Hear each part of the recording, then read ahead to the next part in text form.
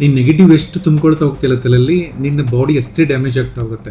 ನನ್ನ ಕೈಯಲ್ಲಿ ಆಗಲ್ಲ, ನಂಗೆ ಶುಗರ್ ಬಂದುಬಿಟ್ಟಿದೆ, ನಂಗೆ ಬಿ ಪಿ ಬಂದುಬಿಟ್ಟಿದೆ, ನಾನು ಜಲ್ದಿ ಸತ್ತೋಗ್ತೀನಿ, ನನಗೆ ಶುಗರ್ ಬಂದು ಡಯಾಬಿಟಿಕ್ ಗ್ಯಾಂಗ್ರೀನ್ ಆಗಿಬಿಡುತ್ತೆ, ಎಲ್ಲೋ ಬೆರಳು ಕಟ್ ಮಾಡ್ತಾರೆ, ನನ್ನ ಕಿಡ್ನಿ ಡ್ಯಾಮೇಜ್ ಆಗಿಬಿಡುತ್ತೆ, ಕಣ್ಣು ಹೊರಟೆ ಹೋಯ್ತು ಆಯಿತಾ. ನಾನು ಒಂದ್ಸಲ ಎಕ್ಸಾಮಲ್ಲಿ ಕಡಿಮೆ ಮಾರ್ಕ್ಸ್ ತೆಗೆದಿದ್ದೀನಿ, ನಂದು ಇಷ್ಟೇ ಮುಗೀತು ನನ್ನ ಲೈಫು, ನಾನು ನೆಕ್ಸ್ಟು ಎಕ್ಸಾಮು ಜಾಸ್ತಿ ಸ್ಕೋರ್ ಮಾಡಲಿಕ್ಕೆ ಬರೋದಿಲ್ಲ, ನಂಗೆ ಆಗೋದೇ ಇಲ್ಲ, ಈ ಥರದ್ದೆಲ್ಲ ನೆಗೆಟಿವ್ ಥಾಟ್ಸ್.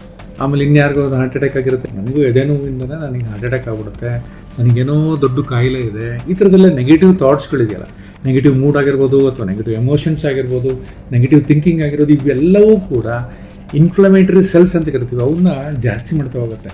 ಇನ್ಫ್ಲಮೇಟರಿ ಸೆಲ್ಸ್ ಜಾಸ್ತಿ ಆದಂಗೂ ಬೇರೆ ಬೇರೆ ಸಮಸ್ಯೆಗಳು ಬರ್ತಾ ಹೋಗುತ್ತೆ. ಈ ಯಾವಾಗ ನೀವು ಜಾಸ್ತಿ ಯೋಚನೆ ಮಾಡೋದು ನೆಗೆಟಿವ್ ಥಿಂಕಿಂಗ್ ಎಲ್ಲ ಮಾಡ್ತಾ ಹೋಗ್ತಿರಲ್ಲ, ಅವಾಗ HPA ಆಕ್ಸಿಸ್ ಅಂತ ಇರುತ್ತೆ. ಏನಿದೆ HPA ಆಕ್ಸಿಸ್ ಅಂದರೆ ಹೈಪೋಥಾಲಮಸ್, ಪಿಟ್ಯುಟರಿ ಮತ್ತು ಅಡ್ರಿನಲ್ ಆಕ್ಸಿಸ್ ಅಂತ ಹೇಳ್ಬಿಟ್ಟು ಇದನ್ನು ಆ್ಯಕ್ಟಿವೇಟ್ ಮಾಡುತ್ತೆ. ಯಾವಾಗ ಇದನ್ನು ಆ್ಯಕ್ಟಿವೇಟ್ ಮಾಡುತ್ತೆ, ನಮಗೆ ಸ್ಟ್ರೆಸ್ ಲೆವೆಲ್ ಇನ್ನೂ ಜಾಸ್ತಿ ಆಗ್ತಾ ಹೋಗುತ್ತೆ. ಹಾಗೆ ಬಾಡಿಯಲ್ಲಿ ಬೇಡವಾಗಿರೋಂಥ ಕೆಟ್ಟ ಕೆಮಿಕಲ್ ಇರುತ್ತೆ, ಅದಕ್ಕೆ ನಾವು ಕಾರ್ಟಿಸೋಲ್ ಅಂತ ಕರಿತೀವಿ. ಈ ಕೆಮಿಕಲ್ ಬರಬರ ರಿಲೀಸ್ ಆಗ್ತಾ ಹೋಗುತ್ತೆ. ಇದು ಯಾವಾಗ ರಿಲೀಸ್ ಆಗುತ್ತೆ, ಅವಾಗ ನಮ್ಮ ಬಾಡಿ ಮಿಲಿಟರಿ ಸಿಸ್ಟಮ್ ಇರುತ್ತಲ್ಲ, ಮೆಕ್ಯಾನಿಸಮ್ ಇರುತ್ತಲ್ಲ, ಇಮ್ಯೂನ್ ಸಿಸ್ಟಮ್ ಮೆಕ್ಯಾನಿಸಮ್, ಅದರಲ್ಲಿ T ಸೆಲ್ಸ್ ಅಂತ ಕರಿತೀವಿ, ಆಮೇಲೆ ನಾನ್ ಕಿಲ್ಲರ್ ಸೆಲ್ಸ್ ಅಂತ ಕರಿತೀವಿ, ಇವೆಲ್ಲ ಕಡಿಮೆ ಆಗ್ತಾ ಬರುತ್ತೆ. ಆ್ಯಂಟಿಬಾಡಿ ಪ್ರೊಡಕ್ಷನ್ ಕೂಡ ಕಡಿಮೆ ಆಗ್ತಾ ಬರುತ್ತೆ. ಅಲರ್ಜಿ ಇರೋರಿಗೆ ಅಲರ್ಜಿ ಕಡಿಮೆ ಆಗಲ್ಲ.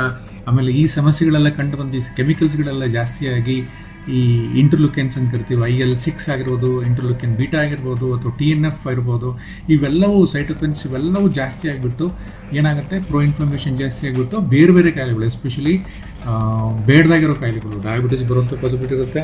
ಆಮೇಲೆ ಹಾರ್ಟಿನ ಕಾಯಿಲೆಗಳು ಬರುವಂಥ ಪಾಸಿಬಿಲಿಟಿ ಇರುತ್ತೆ. ನೋವು ಬಂದರೆ ಜಲ್ದಿ ಕಡಿಮೆನೇ ಆಗಲ್ಲ. ಸೊ ಹಂಗಾಗಿ ಇವೆಲ್ಲವೂ ಬರಬಾರ್ದು ನಿಮಗೆ ಅನ್ನೋದಾದರೆ ನೀವು ಫಸ್ಟ್ ಪಾಸಿಟಿವ್ ಥಿಂಕಿಂಗ್ ಇರಬೇಕು, ಆಪ್ಟಿಮಿಸ್ಟಿಕ್ ಆಗಿರಬೇಕು. ನನಗೆ ಇದು ಸರಿ ಇಲ್ಲ, ಅದು ಸರಿ ಇಲ್ಲ, ನನಗೆ ಅವ್ರ ಜೊತೆಗೆ ಹೋಗ್ಲಿಕ್ಕೆ ಇಷ್ಟ ಇಲ್ಲ, ಇವ್ರ ಜೊತೆಗೆ ಹೋಗ್ಲಿಕ್ಕೆ ಇಷ್ಟ ಇಲ್ಲ, ಬರೀ ಅರ್ಧ ಕಪ್ ಟೀ ಕೊಟ್ಟಿದ್ರೆ ನಾನು ಹುಟ್ಟಲ್ಲ, ನನಗೆ ಈ ಮೊಸರು ಬೇಡ, ಅದೇ ಅಂಗಡಿ ಮೊಸರು ಬೇಕು, ಈ ಥರದ್ದೆಲ್ಲ ನೀವು ನೆಗೆಟಿವ್ ಥಾಟ್ಸ್ ಮಾಡಿ ನಿಮಗೆ ನೀವು ಆಟೋಮ್ಯೂನ್ ಡಿಸೀಸ್ ಬರೆಸ್ಕೊಳ್ಳೋಂಥ ಪಾಸಿಬಿಲಿಟಿ ಇರುತ್ತೆ. ಆದ್ದರಿಂದ ಇವತ್ತಿಂದನೇ ಯೋಗ ಧ್ಯಾನ ಅಭ್ಯಾಸ ಮಾಡಿ, ಅಶ್ವಗಂಧ, ಬ್ರಾಹ್ಮಿ ಮತ್ತು ಏಸ್ಟ್ ಮಧು ಚೂರ್ಣ ಈಕ್ವಲ್ ಕ್ವಾಂಟಿಟಿಯಲ್ಲಿ ತೊಗೊಂಡು ಒಂದು ಅರ್ಧ ಚಮಚ ದಿನ ಹಾಲಿಗೆ ಹಾಕೊಳ್ತಾ ಬನ್ನಿ. 1 ಲೋಟ ಹಾಲಿಗೆ ಒಂದು ಅರ್ಧ ಚಮಚ ಆಕಳು ತುಪ್ಪ ಹಾಕೊಳ್ತಾ ಬನ್ನಿ.